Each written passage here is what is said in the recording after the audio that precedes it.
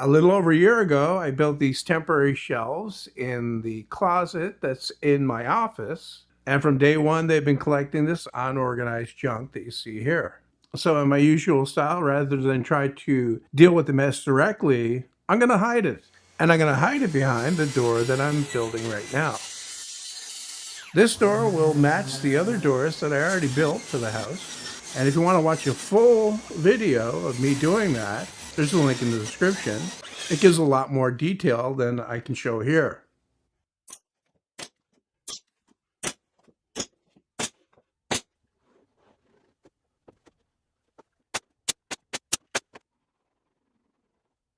The other doors that I built were painted white. I was more selective with this one to pick out good material because I want to leave this natural and clear finish it with water-based polyurethane that matches the ceiling in my office that I recently did. It can't be that heavy. It's less than.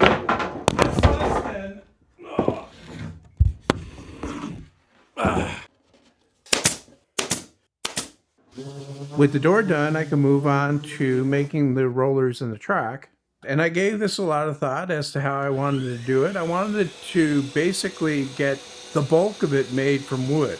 Like, I didn't really want any metal parts. So the first challenge really was to find something to use as a bearing so that the wheels would spin freely and not wear out prematurely.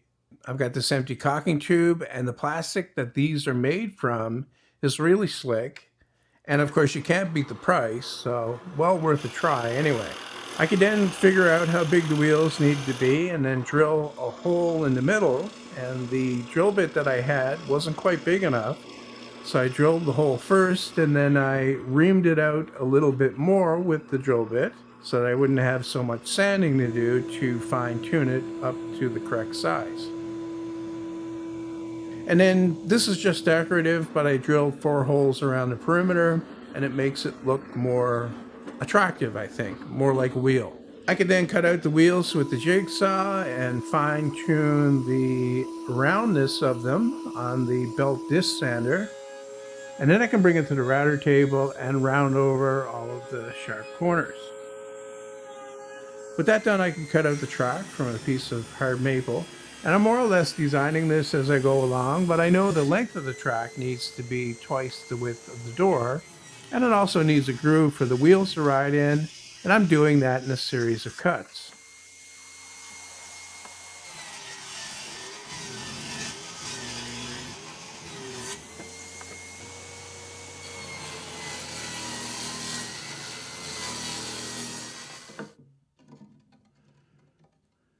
Next thing I did was cut out the parts for the hangers that the wheels will mount on.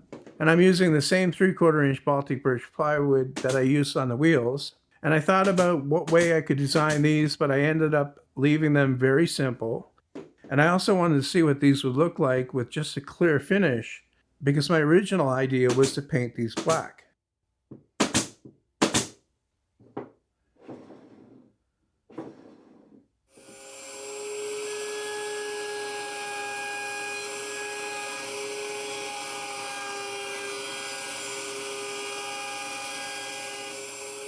To allow the wheel to turn freely, I need to cut a rabbet in the retainer that goes on the back and give me enough clearance.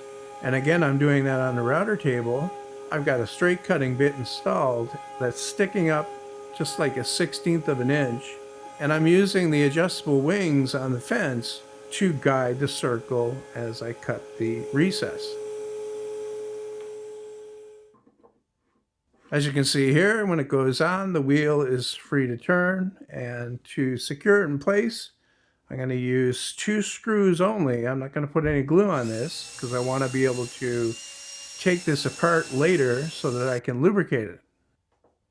So that completes the hangers, and they're ready to install. But I did have one other thing that I forgot to do with the door when I was making it, and that was to cut a recess in the bottom for a guide pin that will be on the floor. And I could have made this a lot easier by making that center piece of plywood like a 1/2 inch shorter. So instead I made a quick and dirty guide for my trim router and cut the slot with that. I could then bring the door into the office and stand it in place against the wall. And the floor in this house is not very level, so I had to shim it up so that it was close. And then I put the track on top of the door, shimmed up by the thickness of a number 20 biscuit. That gives me enough clearance underneath for the door to move, and I can mark the location for the track on the wall. This door is made from less than 2 sheets of 1/2-inch plywood, so it's not very heavy. And to mount the track, I'm just using 4 screws, which will be more than adequate to hold this up. One thing here, though, is that I'm just doing this temporarily because what I need to do is I'll need to take this off again at some point in the future. When I trim around the door in the closet, the trim will stick out past the wall, and I'll need to locate my track on that so that the door will clear it. When that happens, I'll make a video about it, and I'll post that on my home reno channel. So the track is installed. Now I can bring the door back over and set it back up on those shims on the bottom and make sure that it's level again.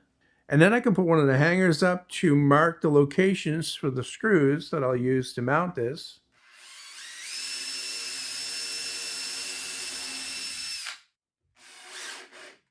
Okay, while you're watching me screw the hangers onto the door here, point out that the screws that you see in the track will be covered with plugs after I take this off and reinstall it again. Even though I like the look of the screws and the hangers themselves, I don't like those screws showing in the track.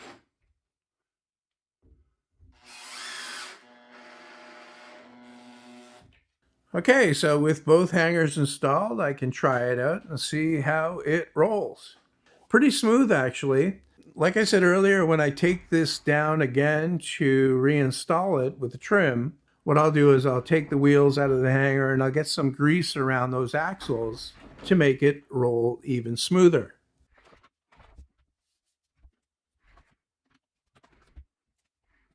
One last thing to do is to add stops to the ends of the track.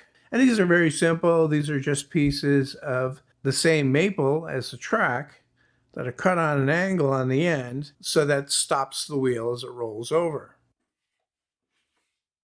I'm going to glue that in here, and I'll do the same on the other end.